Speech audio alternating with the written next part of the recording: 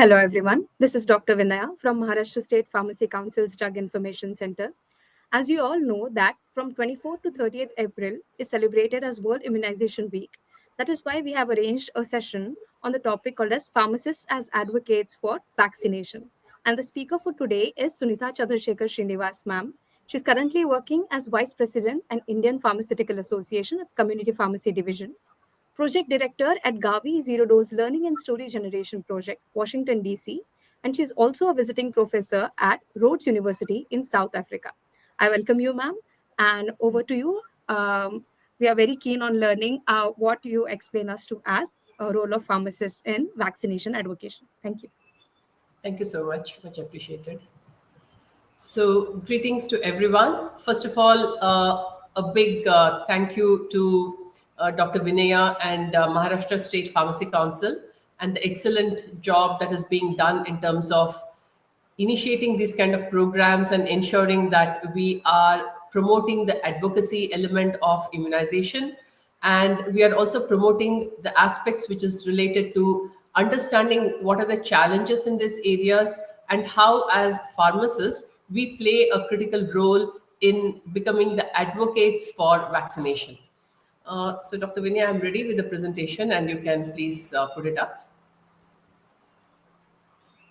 As said earlier, it is a great privilege and an honor to be a part of this effort that is being initiated by Maharashtra State Pharmacy Council and all the council members, who are putting their weight behind such projects which are extremely important for us. Now, my role comes in from two angles. One, as a member in the IPA and the CPD specifically, we are also looking at what are the roles that we can play in terms of being not just advocates of vaccination but overall in other healthcare projects. And that I do for Corona Trust, one of the big focus areas has also been on vaccination, because this project, one part of it is about the antibiograms that are being done in the primary and train capacity building of the ASHA workers in terms of becoming advocates of antimicrobial stewardship. Now, what is happening between the 24th and the 30th April is worldwide, it is observed as the World Immunization Week. Now, why do we need to do this? This is because we need collective action. And what is the collective action projected towards is, first of all, we have to raise awareness about the value of vaccines so that the ability for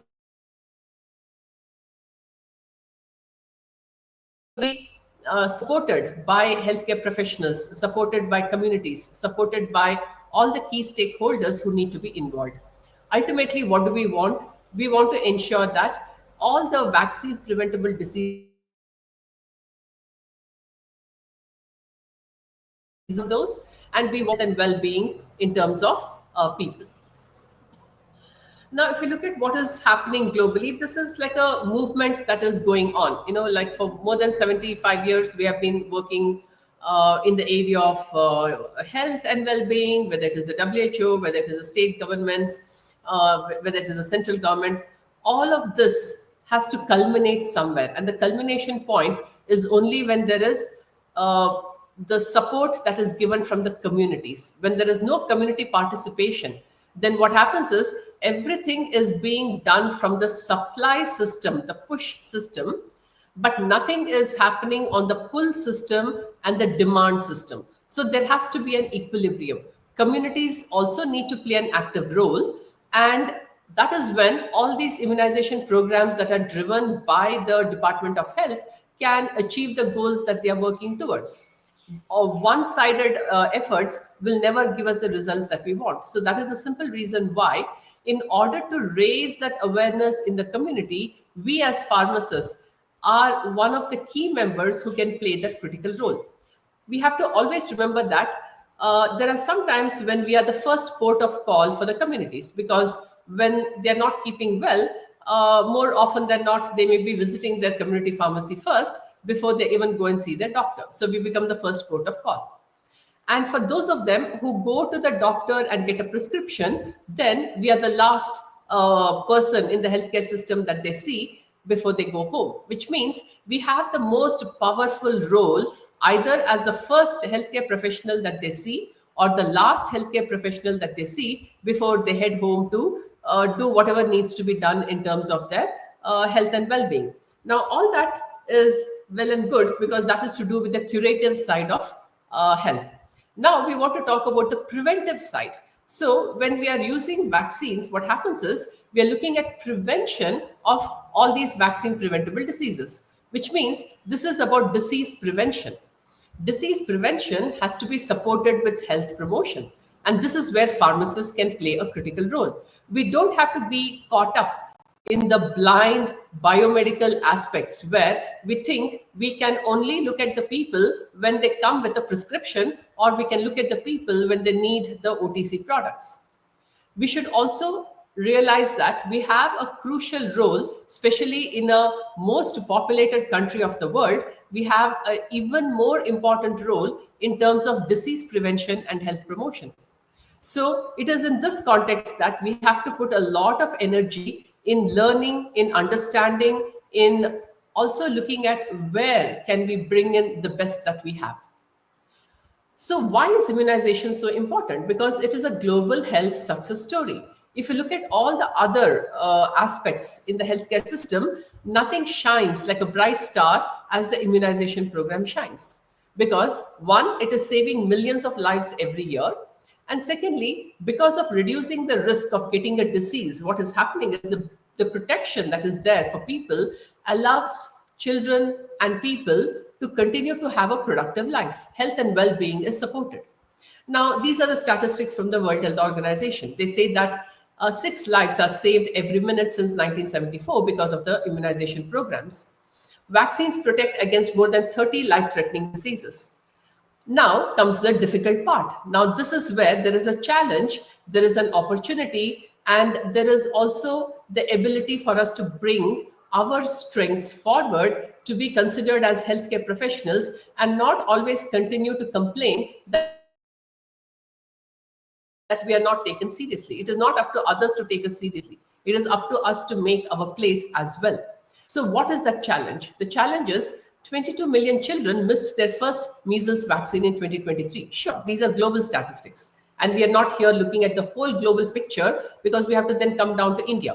But we have to look at the world first and then come down to our own country, then our own state, and our own city, and wherever we are living, right? We have to start from the bigger picture and come down to where we are. So that is to highlight that it is a global challenge. It is not just a challenge in India because there are a lot of pharmacists here who are going to leave the country. So they also need to understand that wherever they go in the world, there is this opportunity that they can work towards. Now, what is it that we need to do? Immunization has been saving lives. We know that. Most important is primary health care is something that we have all, in a way, not paid sufficient attention to. Why primary health care? The reason is India is 60% rural population. So 60% of the population lives in rural India. Primary healthcare centers are very important for them. And primary health care is an important human right. It is a non negotiably important human right. And it is where money has to be invested because the investments pay off very well. And what we need to understand is when we are not taking care of vaccination and we ignore the immunization programs, what happens is there is a bigger threat waiting to happen. It is not just about diseases that can be prevented. It is not just about polio returning back, or it is not that not being able to eradicate measles becomes a problem, eliminate measles becomes a problem.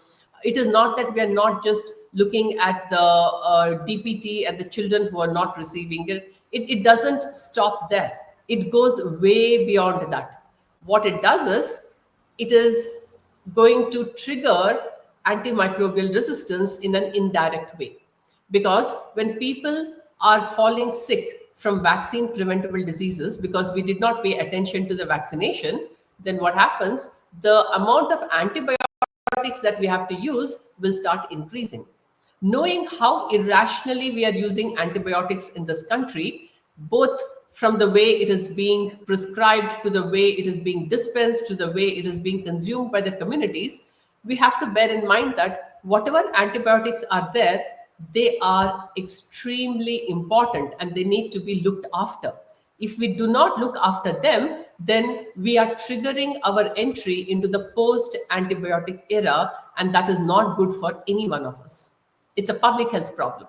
So it's considered as a global health security. So if we want to address antimicrobial resistance, one of the ways to address that is by ensuring that the vaccination program runs well in every place. Now, why is measles seen as a canary in the coal mine? Because it's an indicator of a potential danger or a failure. Dose of measles vaccine was missed by 22 million children. And this number has increased. Why did it increase? It is because of the COVID. When COVID happened, all the other health programs got pushed behind because we had to respond to a pandemic. That is the only right way to do it. But what it does is the backslide that we have had means we now have a lot more ground to cover. We had reached a particular stage, we have fallen back. Now we have to cover where we fell back, plus we still have the goal to reach. So that's why there is a backslide, and that backslide has to be influenced positively by pharmacists picking up the role by becoming the advocates of vaccination. Now, let us see what is the zero dose children. Zero dose, the word zero dose causes a lot of confusion because when we look at organizations like GAVI, the Global Alliance for Vaccine Initiative, they are using the DPT as the indicator vaccine to call a child zero dose. There are new terminologies that have come about. There are a lot of countries where they say that if a child has not received any vaccination for the first year, then they are zero dose. Then new terminologies have come about. We have the zero dose measles children. So for measles, it is being said that when they don't receive the first MR vaccine, then they become a zero dose. So the word zero dose is causing confusion, but we have to learn from whatever is available because we cannot change definitions just because we don't like it or it is not making sense. That's a process that will take its own time. But until then, what do we need to learn? 14.5 million children did not get vaccinated in 2023. Now, this causes confusion in a different way. Some countries, like I said, how they define zero dose is one aspect. How GAVI defines zero doses with respect to the DPT. And they said that 84% was the coverage in 2023. And this proportion has fallen well below the 2019 one, which was 86%. So again, I'm talking about the backslide and because of the COVID vaccine. Why are we so focused on measles? Because it's a contagious disease caused by a virus, and it can cause anything from blindness to encephalitis to death, right? So that's the reason now measles has become one of the key indicators for organizations like the WHO, where they are pushing governments and governments are pushing their own programs in order to work towards making sure that the percentage of children covered, the vaccine coverage of children is increasing. So this is where we are also headed in India, and we are looking at the program which is highly focused on measles. What is the story about polio? Now, polio is a highly infectious viral disease again, which can result in irreversible paralysis. What has happened is there is all of this that is going on globally with respect to the inactivated polio vaccine, the oral polio vaccine, etc. And the coverage is very different. The WHO European region is estimated to have 89%, whereas it's only 6% in the WHO Southeast Asia region. When you look at globally, it is the African region and the Asian region where you have a lot of health related problems. Now, where are we looking at? We are looking at a global eradication. Very many countries came very close, and we have, including India. But the minute we see exceptional things happening in Afghanistan and Pakistan and polio returning there, then there is always this fear that it can move between countries. So that's the reason, as long as any one country in the world has it, then it becomes a danger for other countries. So that's the reason we have to support countries that are looking at this global eradication. Now, what are the key challenges? I said earlier that 14.5 million children did not have the initial dose of DTP. Now, there are 6.5 million children who are partially vaccinated with DTP. What do we need to understand from there? We are now going from a global picture, we are coming to India. 60% of these children live in 10 countries, and India is one of those 10 countries. So, if we can solve the problem in these 10 countries, then a lot of problems in the vaccination get sorted out in different ways. We should also look at it from a sub-national level. It is not just about a national figure, which can be quite confusing. Now, what is leading all this globally? It is the Immunization Agenda 2030. Now, this has been formulated by all the countries coming together and saying that they're all working towards one agenda, which is the immunization agenda. This is an ambitious agenda. It is for 2021 to 2030, and it needs to be, supported by healthcare professionals such as the pharmacists to operationalize it. They have visions, they have goals, they are looking at what should be achieved, and these are the agendas that drive even not just the global but even India's vaccination programs, because this is what the country is working towards. Why is immunization so important? Because we know that there are 17 sustainable development goals. Out of 17 sustainable development goals, 14 of those goals have a direct or an indirect connection to vaccination. So, if we want to influence 14 of 17 SDGs, vaccination is what needs to fall into place in every country. So, if we can get vaccination to work, then we are working towards 14 of 17 goals, having some elements covered in what needs to be achieved. And these global programs, they have their goals, they have their targets, and all countries are working towards these goals and targets. As pharmacists, we should be aware of what are these goals. Especially, we should look at what is a polio eradication program and how does that differ from the measles and rubella elimination program. Because in eradication, it is completely gone. So if we can get it out of Afghanistan and Pakistan and ensure that all the countries remain in that eradicated state, then we can get it out completely. Elimination is where we are looking at getting closer to the eradication as the next step. What are these 7 strategic priorities? So we don't have to get into each one and discuss, but as pharmacists, we should be aware of how these are data guided processes, how it is people centered, partnership based. And when it is partnership based, as a pharmacist, we should step up in that partnership. There are these core 4 principles which I just spoke about, and let us look at the bigger picture.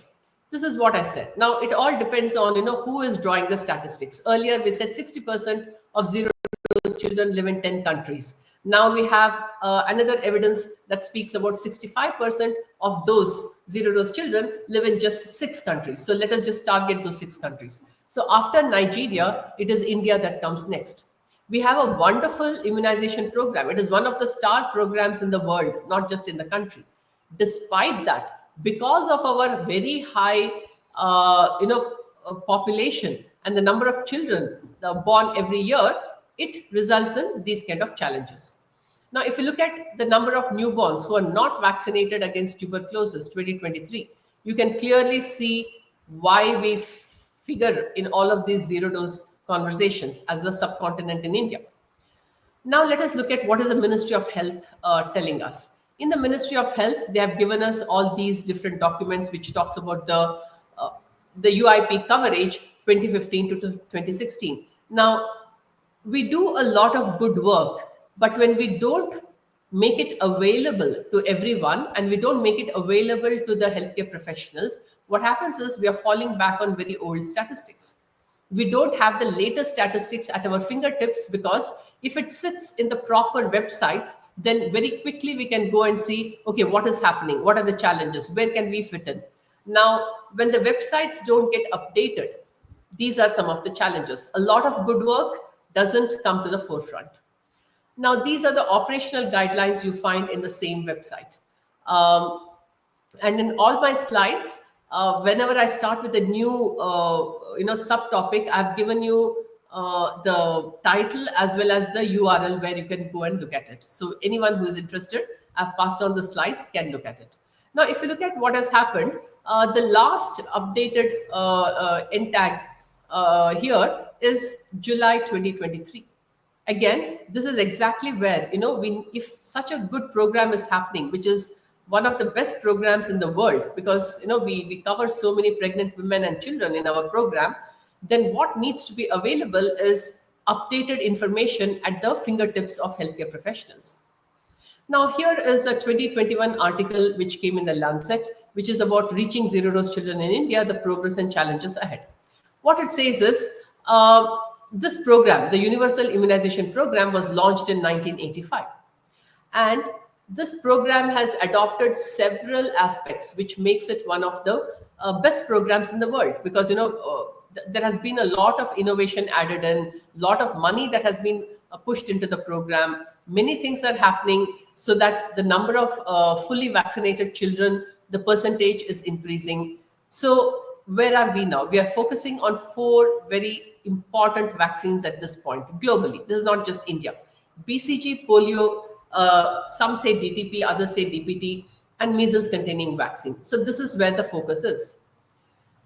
Now, let's go back to the challenges in India. I told you that India is the number 2 country in the world with the zero dose children. 1.6 million children don't get the vaccines. Now, this is from a UNICEF, and this is, I've also given you the URL if you want to go and take a look at it. So, we have the challenge. Wherever we have the challenge, it is an opportunity.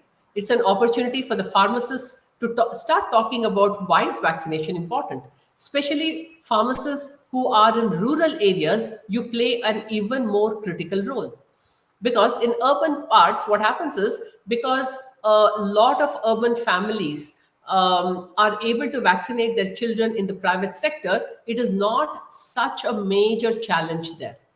Whereas in the rural sector, where the families are dependent on the primary healthcare centers to vaccinate their children, that is where it becomes a challenge, because parents should be able to take their children for the vaccination. Now, back to what India and the government is trying to say. I'll leave out the word government, the Ministry of Health, because it doesn't matter who is in power. It's a Ministry of Health that functions and continues to function for the nation. So, what is the Ministry of Health trying to say? The Ministry of Health is trying to say very clearly that the full immunization coverage of the country in 2023-24 was at 93.23%. Now, that's a phenomenal task to reach. Why is it a phenomenal task to reach? Because they are covering a cohort of 2.6 crore children and 2.9 crore pregnant women. And annually, 1.2 crore vaccination sessions are conducted in the country. That's a massive task to undertake, and we are doing it so well. What we need is better coordination from the pharmacists who volunteer, who in some way look for partnerships to support what is going on in the Ministry of Health, especially in the rural sector, and then ensuring that we don't stand at 93.23% and we are able to push that higher. The more we push that percentage higher, what happens is we are able to ensure our children don't go into the zero dose condition, because vaccine preventable diseases can be really prevented. Now, what is another way of looking at the statistics? The zero dose children in India account for only 0.11% of the country's total population. So sometimes we have to remember that it may be, yes, 0.11% of the country's total population. But that is the next generation we are talking about. We are talking about how do we ensure that the next generation remains free from vaccine preventable diseases. We are talking about health and well-being of these children. So whatever that number may be, it becomes our task, our responsibility, our moral and professional obligation to say that we as pharmacists have a role as advocates of vaccination. Now, Mission Indradhanush and the intensified Mission Indradhanush is what we owe all of these good figures to be coming from, because they have been working from the Ministry of Health, and they are the ones who are pushing this agenda and bringing us all the numbers that we are talking about, the 93% coverage that we are able to manage. And they have also received awards. On the 6th of March 2024, they got the Measles and Rubella Champion Award. So good things are happening in this country, which means we need to support and make it even better. Now let us go to the organization that at an international level also becomes a guiding source for us, the FIP, the International Federation of Pharmacists. They came out with the FIP development goals in 2020. What are these development goals? They are looking at all of this that we should be doing as pharmacists. So it starts with goal 1 here and ends with goal 21 here. Patient safety is one of the key important goals. Playing a role in communicable diseases is very important. Playing a role in the antimicrobial stewardship in 17 is very important. All these get connected to what we're talking about in vaccination. So, people who are either in the practice or in the science or in the workforce and education, we all have an equal responsibility in order to contribute towards these things. Now we have to create the links in our head between the 17 sustainable goals and the 21 FIP development goals and see where do we best fit in. As individuals, we all have different strengths. All of us are not good at everything. So depending on our strengths and depending on where we are in our phase of life, depending on which kind of organizations we are working for, we can fit into what works best for us.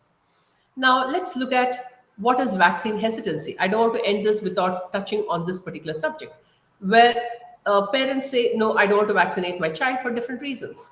Now, that is where, as pharmacists, we have to start learning that there is a social side to all of this. We can't just go with that blind biomedical model that says that if there is a disease and there is a medicine or there's a vaccine and we are able to supply to the patient, problem solved.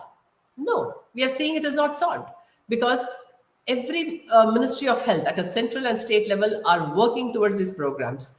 Why is the problem not solved? Because community participation has to increase. How can we make it increase? By us interacting with the community so that we understand where is this vaccine hesitancy coming from?